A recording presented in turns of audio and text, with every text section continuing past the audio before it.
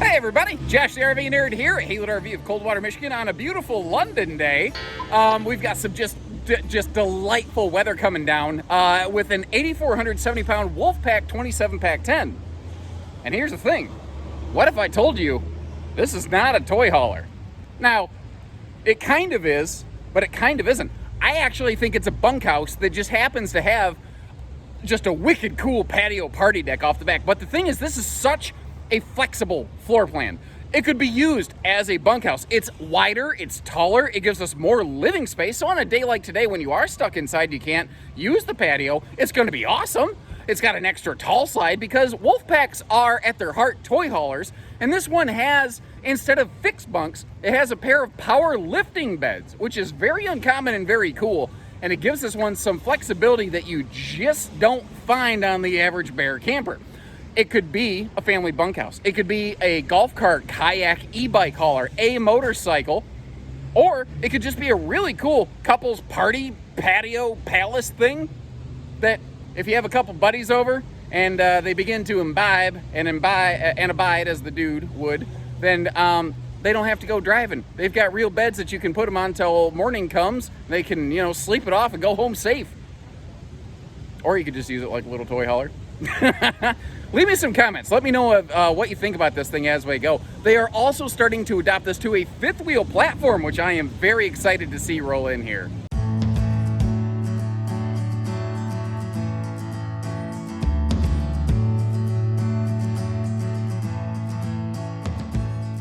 And this is one of those models that, again, at a glance, if you just look at the floor plan, you're like, oh, I've seen that bunkhouse before. And I do think it's a bunkhouse first and foremost. Like, everybody and their brother has a floor plan like this. Not exactly done this way, though. That's the difference, because I do think it is a bunkhouse first and foremost. You've got the double over double beds right here.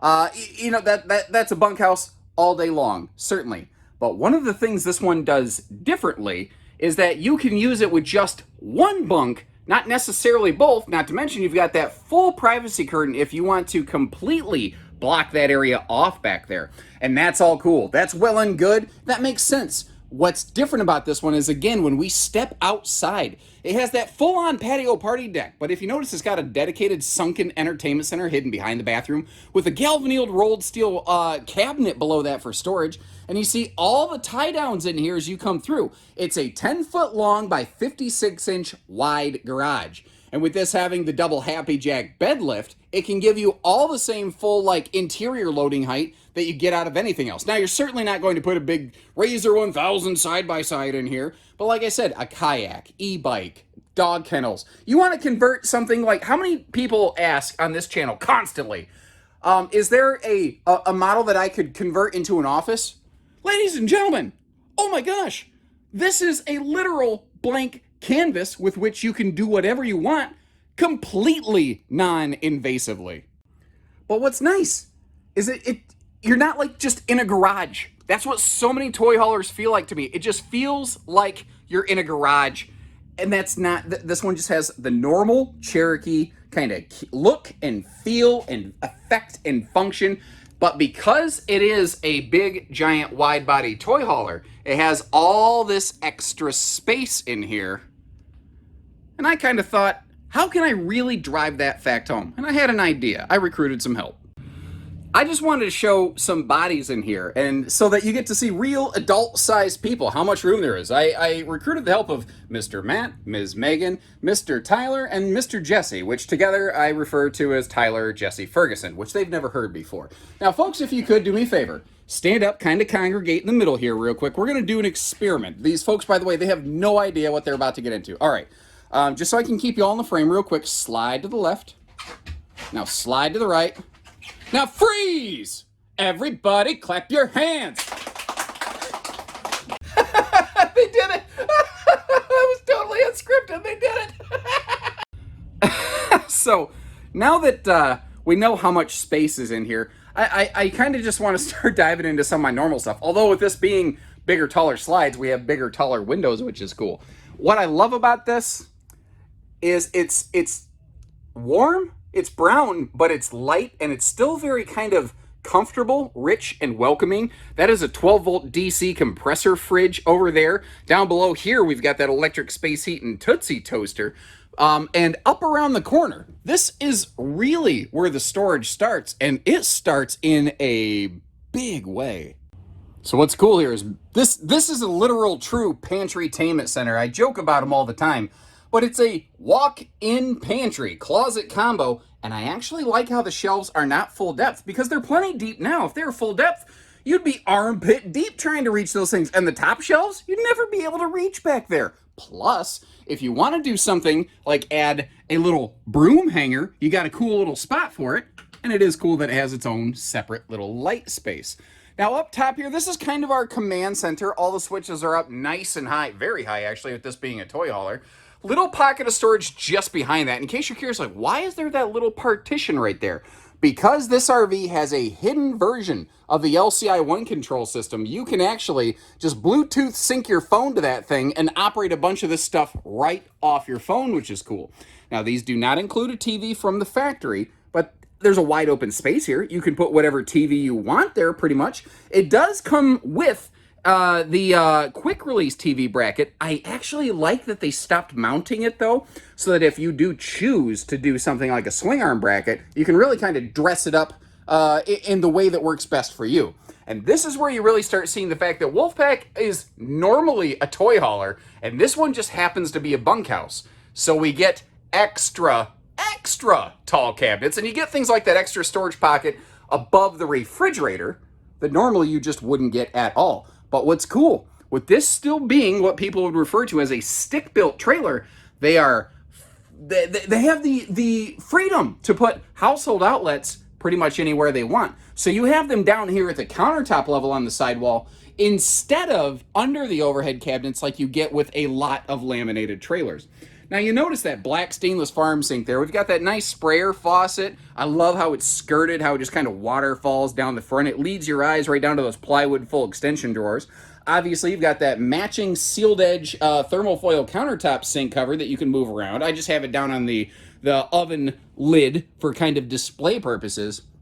But one of the things this has, and one of the few things I wish was actually different on this RV, it has this really cool magnet backsplash. But one of the things I've noticed RV manufacturers are not excellent about is giving us a side splash. Now, with the little kind of trim piece beside the stovetop right there, it actually slots in place very nicely. It doesn't really want to ride down the road like that. But what I would love is if you had a couple of those little magnet backer plates on that sidewall right there, because while you're cooking, you don't need a backsplash. Whoa, don't fall on me. The stove already has its own side splash or backsplash. So now we have back and side splashes. And in case you're wondering what that beeping is, that's the refrigerator because I've left the door open for display purposes. So that's not like the Mission Impossible, time bomb situation just about to explode on you. What am I missing? Oh, crap on a spatula. I forgot the drawers under the dinette. But actually, it's more than just storage under the dinette. I love the full extension drawers. You don't ever have to rip the dinette apart to get to the storage. But there's also a full storage chest, basically, below the sofa. And there's no wizardry involved here. I may be an 8th level dungeon master, but I did not employ any of my little wicked dice tricks on this one. No, sir.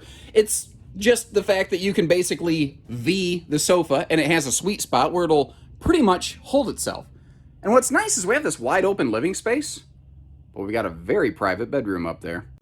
And this bedroom is actually another one of those areas where the wider, taller body, they really flex their muscles on this thing because they give it a king bed, a king of sorts. It's not an exact residential king mattress. It's certainly, like all RV king beds, it's a funky size, but the fact is you have room to still walk around the bed and enjoy a bigger bed in this one. Not to mention, you're maintaining full-length hanging closets while also maintaining a full overhead closet, while also maintaining more headroom above the bed. So even though there's a cabinet up there, it is not a head knocker. And in case you're curious, you obviously see the household outlets on both sides, but that black device is actually a charger mount for a specific removable Bluetooth speaker that is not included with this camper. But the fact is, it's a 2-port USB hub to help keep things like your phones, or if you got smart watches or smart shoes or smart hats or whatever stupid smart apparel we have nowadays. That being said, yeah, I'm the guy sitting here wearing the stupid smart apparel. Now, as we're working back, just to kind of complete the visual, I don't want to jump around the RV too much and kind of leave you going, wait a minute, where are we at? So just giving you a quick look before we hit up the bathroom here. Now, something I will do, there's a couple areas on this RV, some things I really like, and there are admittedly a couple things I wish they did a little different. I'm going to share one of each real quick. I like that they're not just using seam tape on the areas where the wall panels meet. This is a plastic T-mold. It clicks and locks in place. And it is really hard to get that stuff to pop out of place. So if it just gets hot and humid in the RV, it's not inclined to peel like an envelope. I love the full window in the entry door. I wish it had the shade, the privacy shade built into it from the factory. It's an easy aftermarket upgrade. I just wish they kind of had it from the factory level. But there's also little things like, I'll mention something like this outside. And again, I'm just trying to give you this doesn't stop me. I get what it is, but like, that's the control module for the power bed lift system up there. You see the motor. I wish the wires just weren't so exposed. It doesn't hurt the RV. It works just fine. I get that it's only visual. If it were me, I'd probably put like a little simple, clean black plastic clamshell or something on it, just to kind of keep the little kid fingers away from it. So it's like 10-cent stuff that I would do to the RV. There's nothing major here, but you know, just to try to be fair, I point those sort of things out. Now, something else I want to point out is like, whether it's around this porcelain foot flush stool, which is super fluffy friendly, or over here in the, I call it the Cherokee shub, it's got just enough of a tub where if you have to wash a dog or bathe a baby, you have room. But holy crapinoli, you have got headroom for days up in here. Now, one other pretty cool note for you. At this point, a lot of you are probably familiar with the Cherokee Juice Pack. Now, the charge controller has had the ability to have an additional panel put on there to get up to 100 watts total, but the wiring that went from the panel down to the controller needed to be exchanged. This year, Cherokee is actually offering the second 50-watt panel straight from the factory, which is actually what we have mounted on the roof of this one.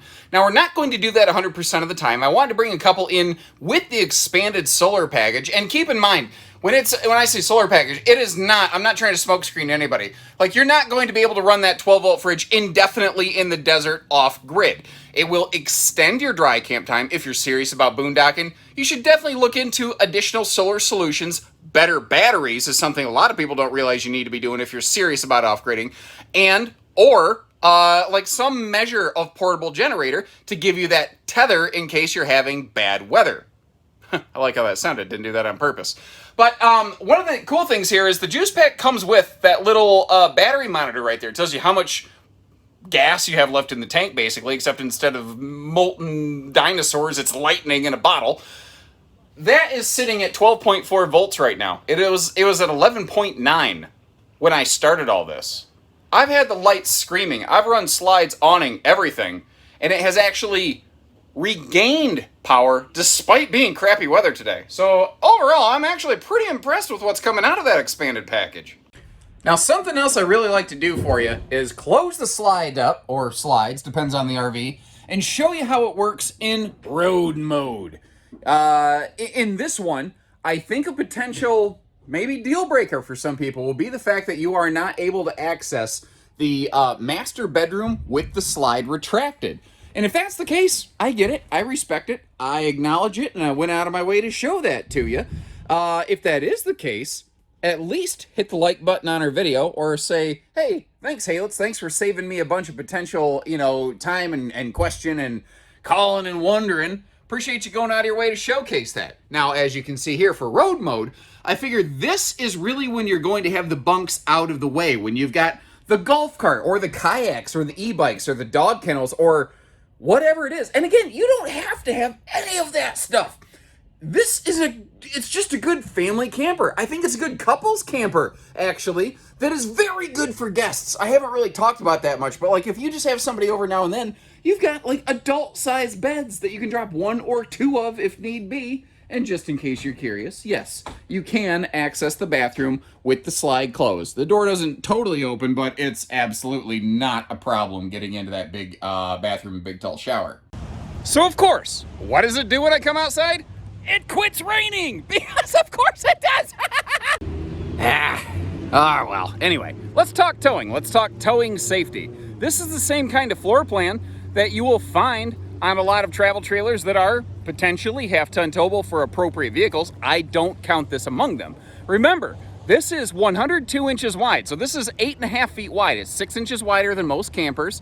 It has a wider body, taller ceiling. It's heavier. It's 8,500 pounds before cargo, which I think is going to put it beyond where a lot of half-tons should rightly be handling some things. So I do still consider it a 3/4 ton and up. I know that some people are going to say my vehicle is special, and there are theoretically some exceptionally heavy-duty half-tons out there that could legitimately handle this, but that is not the common tow package half-ton out there.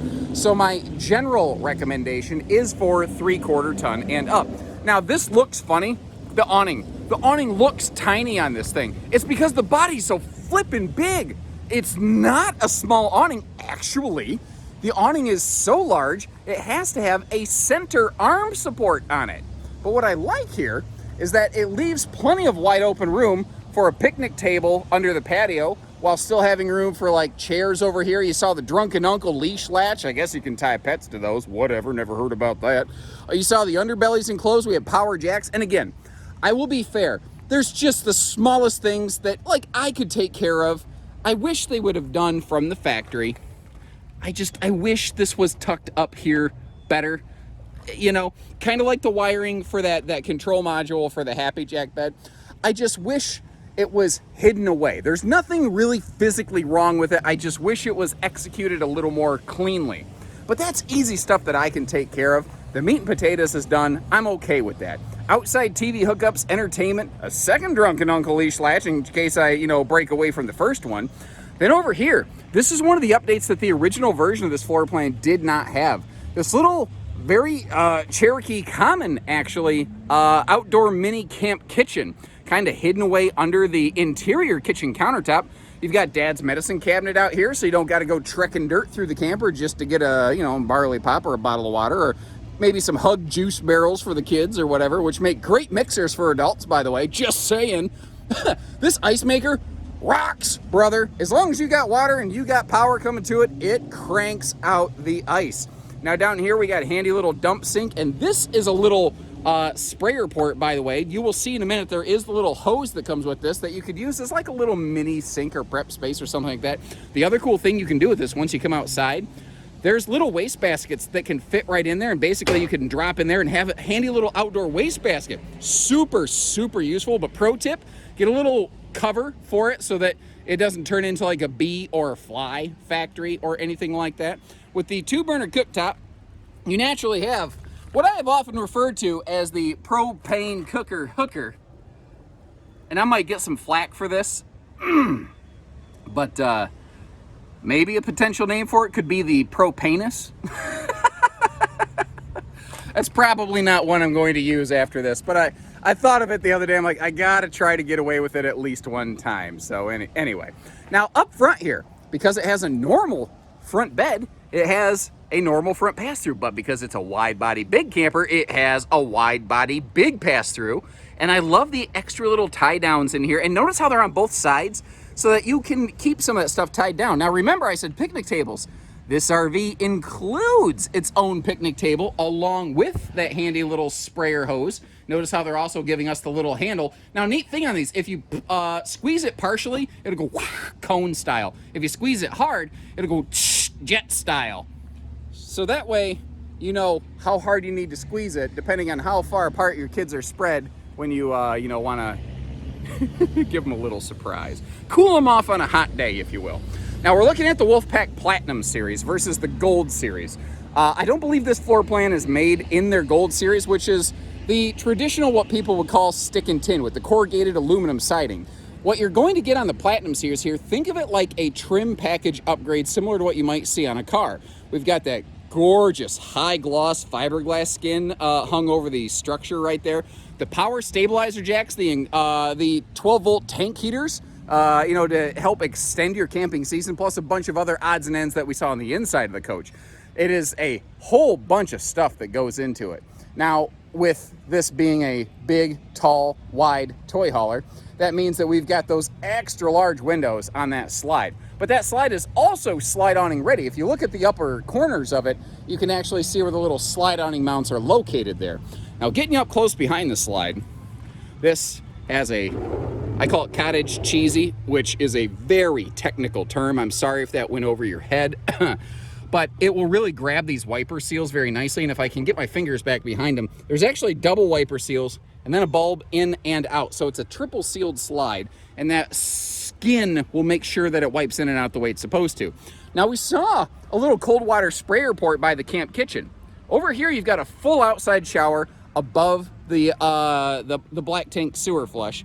All of the outlets are, just so that you know, this does have split outlets. This is the bathroom, gray and black.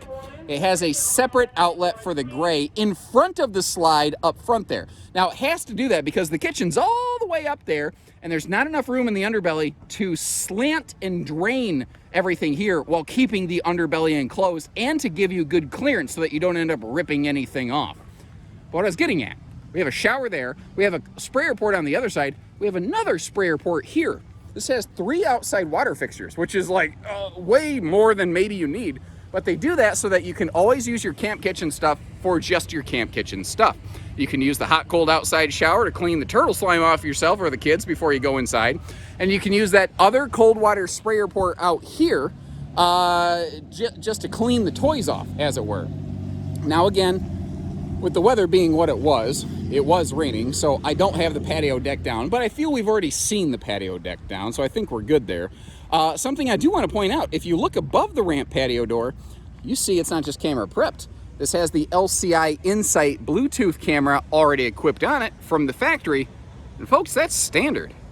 And now it's raining again, because if you don't like the weather in Michigan, just wait, it'll change. It always does. Typically, within the same day. This is the only state I've literally seen snow and lightning at the same time, and I've seen it twice. I call it sleet lightning.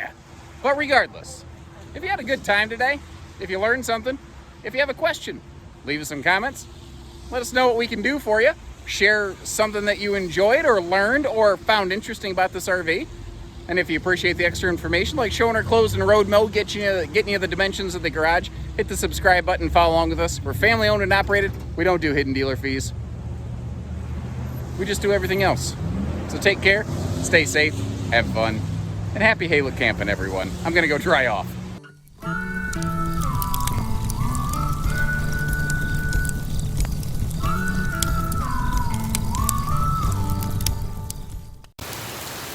So like I said, if you don't like the weather in Michigan, just wait, because it's no longer raining, now it's pouring.